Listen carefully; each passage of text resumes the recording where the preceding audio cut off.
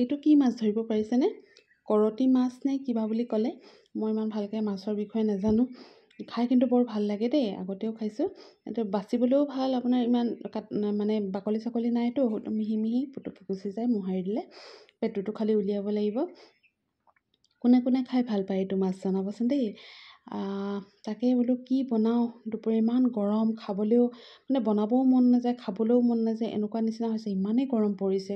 তাকে ভাবিলোঁ কেইজনীমান মই বইল কৰোঁ, মই বইল খাই বিৰাটেই ভাল পাওঁ। তাকে এনেকৈ এয়া নিমখ আৰু জলকীয়া দি পিনে থৈছোঁ বইল কৰিম। আৰু এয়া খৰিচা, বোলো খৰিচাই মাছে বনাওঁ। এয়া অলপমান ফ্ৰাইও কৰিম আৰু খৰিচাটো অকণমানকৈ দুজনীমান দি দিম। ইয়াত কিন্তু বইলডত বেলেগ বেলেগ আৰু কিবাকিবি দিব পাৰে, টেঙা দিলে ভাল লাগে। মোৰ নাছিলে কাৰণে মই মধুলেংটো দিলে বৰ ভাল লাগে, এতিয়া নাছিলে কাৰণে দিয়া নহ'ল। এয়া মই এনেকৈয়ে বইল কৰিছোঁ দেই, ঢাকন দি ওপৰতে খুন্দুনাৰ মাৰি চাৰি দি এনেকৈ বইল কৰিলোঁ। আৰু এই মাছটো ফ্ৰাই কৰিলোঁ, সেইখিনি তেলতে অকণমান পিঁয়াজ দিলোঁ, বেলেগ মছলা একো দিয়া নাই। আলুখিনি দিলোঁ, অকণমান লৰালোঁ নিমখ চিমখ দি। তাৰপিছত দিছোঁ মই আপোনাৰ আদা নহৰু জলকীয়া অলপমান থেতেলাই লৈছোঁ। মানুহ বেছি, অকল আমি দুজনেই আছোঁ, সেইটো কাৰণে বেছি বনোৱা নাই, কমকৈয়ে বনাইছোঁ। এয়া তাৰপিছত আলুখিনি সিজাৰ পিছত এয়া খৰিচা দি দিলোঁ। তাৰপিছত আকৌ নিমখ অকণমান দি দিম। নিমখটো আলুটো যিহেতু দিছিলোঁ চাই ল'ব লাগিব।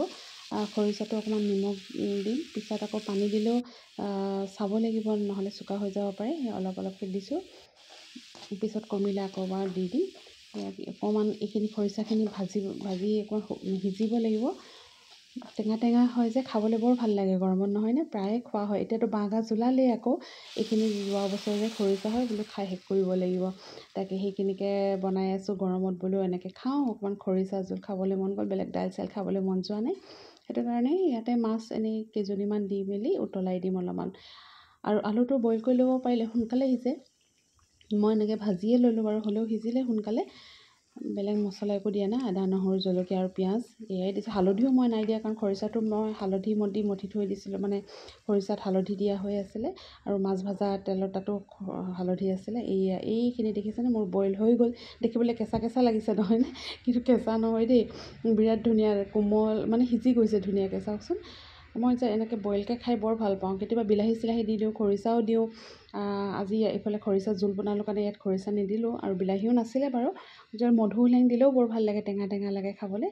হ'লেও নিমখ আৰু জলকীয়া এনেকৈ দিয়ে বইল কৰি ল'লোঁ। এয়া খৰিচা মাছৰ জোল মোৰ হৈ গ'ল।